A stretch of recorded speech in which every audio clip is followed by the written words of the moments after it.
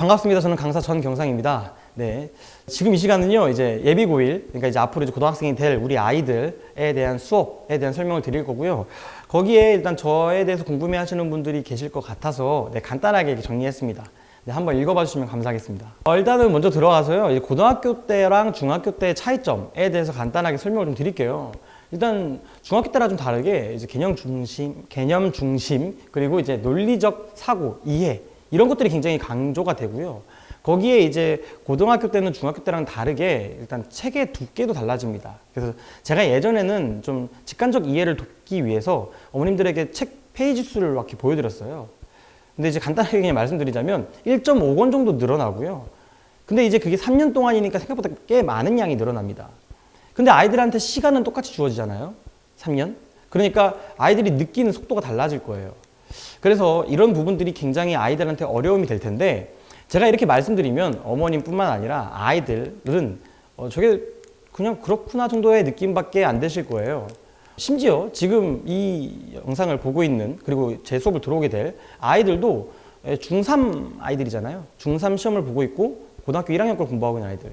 그러니까 뭔가 구분 짓지 않고 그냥 연결이 되는 그런 상황이거든요.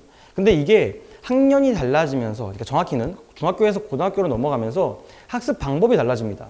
누구 하나 아이들에게 고등학교 때는 어떻게 학습을 해야 한다는 점을 강조하고 알려주지 않았을 거예요. 근데 그런 차이가 결국 이런 내용을 말씀드리게 되는 거거든요.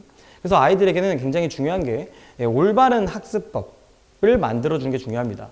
그래서 이런 포인트를 잘 말씀드리고 싶었고요.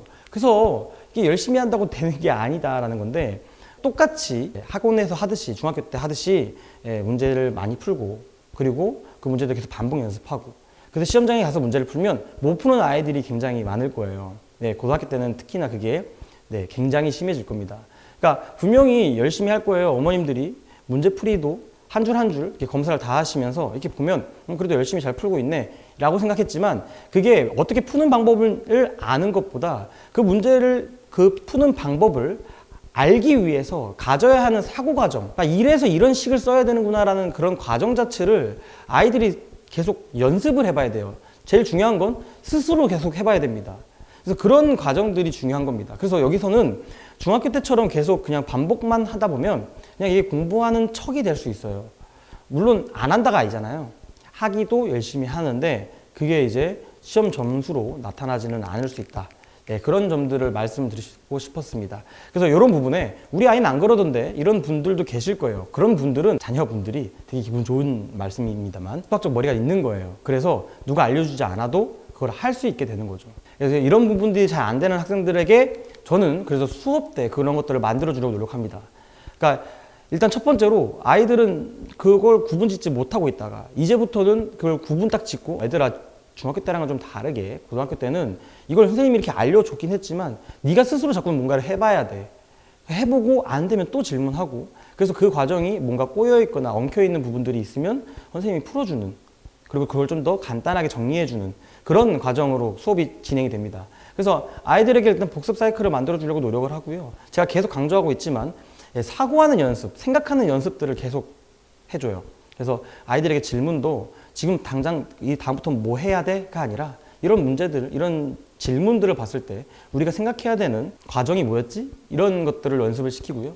그 다음에 이제 그걸 결국 저한테 열심히 듣고 그냥 집에 가면 아이들은 다 까먹거나 아니면 이해했다고 착각을 해요.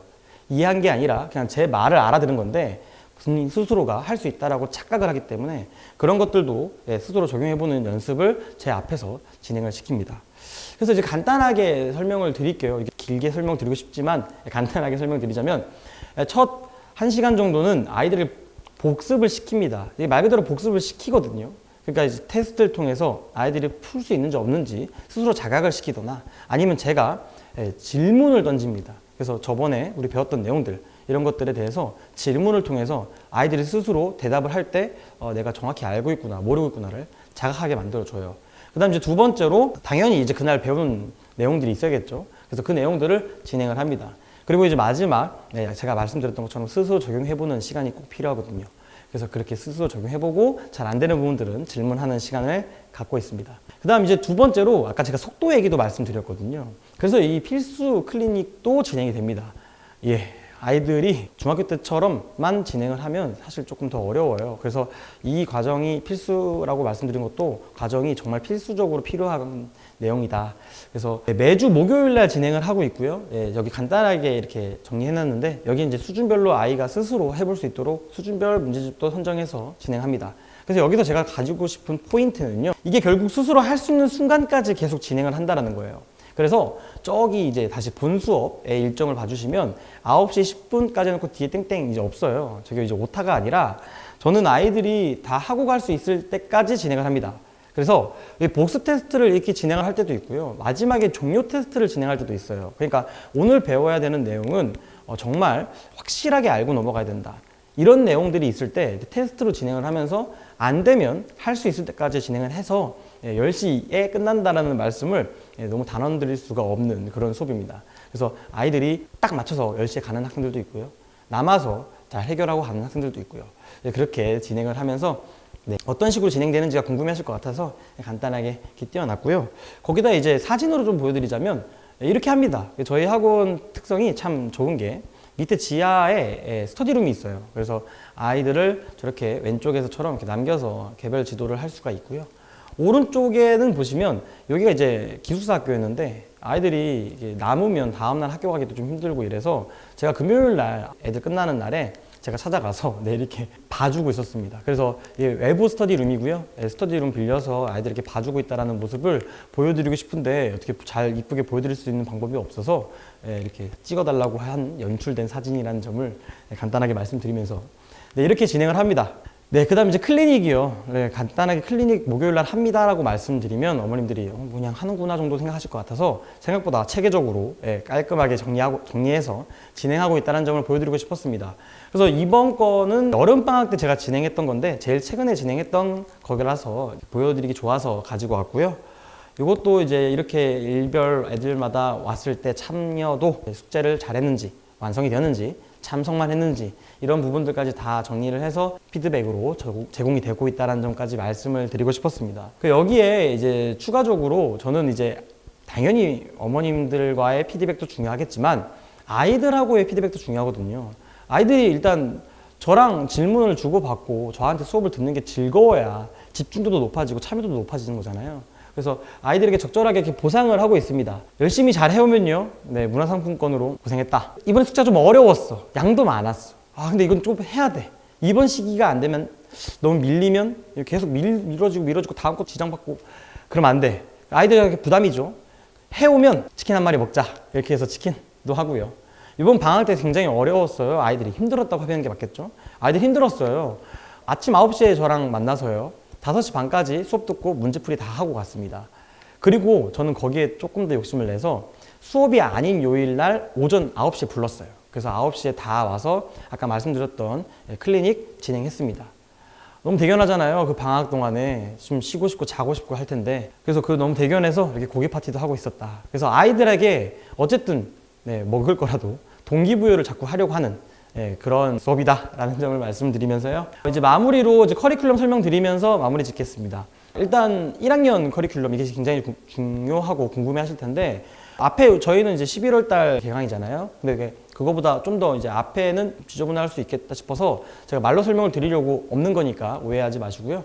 일단은 11월 달부터 시작돼서 2월 달 막바지까지 진행되는 커리큘럼이 공통수학 1, 2 개념과 동시에 미적분 1 기초입니다.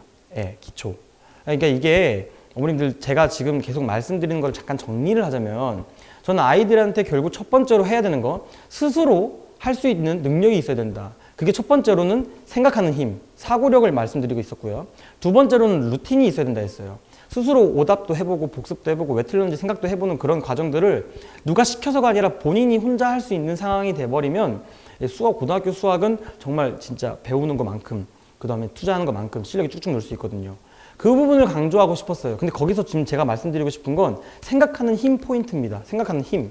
이 생각하는 힘이 아이들마다 좀 다를 수 있겠지만 제가 잠깐 그릇이라고 표현을 해볼게요. 그럼 이 그릇에 중학교 때까지 가지고 있던 사고하는 힘으로 고등학교 거를 다 담기가 굉장히 어려워요. 그러니까 공통수학 2라는 저 과목 자체가 중학교 때 배웠던 내용들을 담고 있던 그 그릇의 크기에 넘쳐납니다.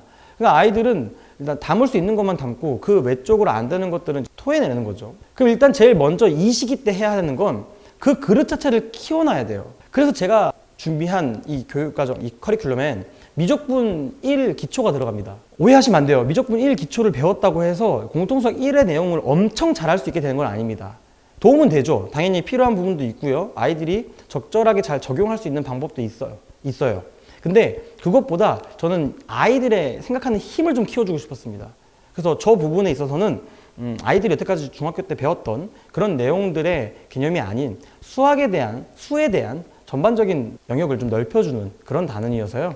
예, 저 부분에 대해서 아주 기초, 내용적인 부분들 이런 것들을 배우면서 크기를 키워가는 수업이다라고 생각해 주시면 되고요. 그래서 그 부분을 간단하게 건드리고 제일 중요한 1학년 때 시험을 보게 될 공통수학 1, 2의 개념을 정말 확실하게 다지자라는 의미로 1, 2월 달까지 이렇게 진행이 됩니다. 그리고 나서요. 되게 근본적인 커리큘럼이죠. 학기 중에는 다른 거 안 건드리고요. 공통수학 1 그리고 방학 때 시간이 좀 있으니까 선행도 좀 해보자에 대해서 이렇게 진행되는 그런 커리큘럼입니다. 그래서 간단하게 한번 잠깐 멈추셔서 봐주시면 감사하겠고요. 2학년인데요. 2학년은 사실 좀 거리가 있어서 따로 설명은 하지 않도록 하겠습니다. 잠깐 멈추셔서 봐주시면 감사하겠습니다. 네, 이렇게 진행이 됩니다. 그래서 이제 마지막으로 이제 어머님들에게 드리고 싶은 말씀이에요. 일단 제일 중요한 거. 이 시기 때는 그리고 아이들이 중학교에서 고등학교 넘어오는 이런 상황일 때는 화려함보다는 내실을 잘 다지는 것이 중요하다고 생각합니다. 그래서 선행 뭐 어디까지 끝내고 그리고 어느 정도 반복했고 그래서 우리 아이는 어느 정도 문제집을 풀 수 있고 그게 시험 볼 때도 돼야 되잖아요. 근데 그게 앞으로 계속 더 어려운 내용들을 계속 배우게 될 텐데 그때마다 뭔가 허겁지겁 이렇게 채워넣는 것보다는 지금 이렇게 여유가 좀 있을 때 아이들이 근본적으로 잘할 수 있는 능력 자체를 키워놓는 그런 시기가 되었으면 좋겠습니다. 그래서 이 시기 때 제가 어머님들한테 약속드릴 수 있는 건 요걸 제가 방금 말씀드렸던 것처럼 좀 힘들 거예요. 아이들 입장에서 갑자기 많이 바뀌는 부분이 생길 거라 이 힘든 이 기간을 잘 견뎌서 잘 다져놓으면 고등학교 2학년이 아니라 3학년 때까지 아이들 학습하는 데 있어서 더 많은 시간과 여유를 드릴 수 있게 그런 기초를 만들어주는 과정이라고 생각해 주시면 감사하겠습니다. 그래서 간단하게 이제 수강 후기 이렇게 올려놨고요. 네, 한번 읽어봐 주시면 감사하겠습니다. 네, 지금까지 강사 전경상이었습니다. 감사합니다.